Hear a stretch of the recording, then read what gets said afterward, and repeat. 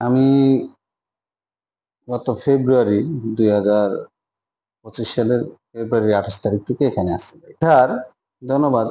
শিক্ষার আসল উদ্দেশ্যই হলো ভালো মানুষ হওয়া।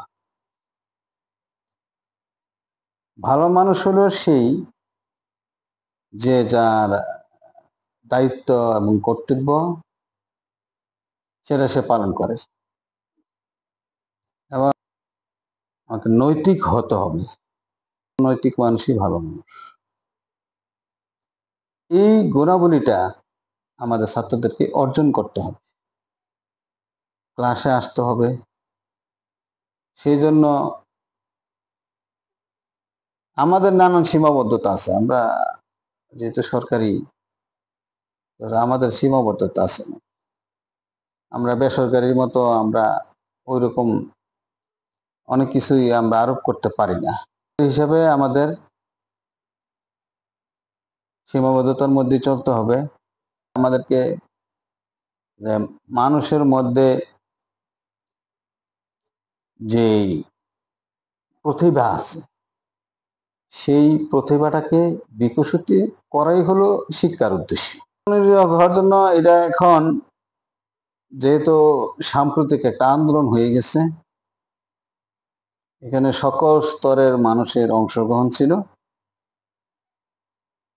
ফলে এখানে কিছুটা গ্যাপের সৃষ্টি হয়ে গেছে। এই গ্যাপটাকে পূরণ করতে হবে। এখানে সবার সম্মিলিত উদ্যোগের দরকার। শিক্ষা প্রতিষ্ঠান উদ্যোগ নিবে, পরিবার থেকে উদ্যোগ নিবে, সমাজ থেকে উদ্যোগ নিবে, বা যদি রাজনৈতিক দলের যারা ইনভলভ আছে ওই রাজনৈতিক দল থেকেও কিন্তু একটা চাপ দিতে হবে যে তোমরা এখন পড়াশোনায় চলে যাও। ছাত্র নম অধ্যয়ন তপ। স্যার অন্য অন্য কাজ করব, কারণ অধ্যয়ন ছাড়া তার আর কোনো কাজ নেই। প্রথম কাজে এটা শেষ হলে পরে স্যার তার অন্য অন্য যা কাজ আছে, এক্সট্রা কারিকুলাম যা আছে সবকিছু অংশগ্রহণ করবে। মোটামুটি আমরা খুব ভালো পর্যায়ে আছি। ডিজিটাল আমাদের ক্লাসগুলি মাল্টিমিডিয়া ক্লাসরুম আমাদের না, এটা আমরা এটা এই প্রস্তাবে আমরা সবাই একমত। এখানে বিভিন্ন এজেন্সির কাজ আছে। না, আমি আমার প্রতিষ্ঠানে না বলবো, কিন্তু এই প্রতিষ্ঠানের ক্লাসের বাইরে টাইমগুলি আমাদের এখানে কত ঘন্টা থাকে? একটা স্টুডেন্ট 3 ঘন্টা 4 ঘন্টা থাকে। হ্যাঁ, যে যখনই আসে 3-4 ঘন্টার বেশি থাকে না, কিন্তু বাকি প্রায় 20 ঘন্টা থাকে সে বাইরে।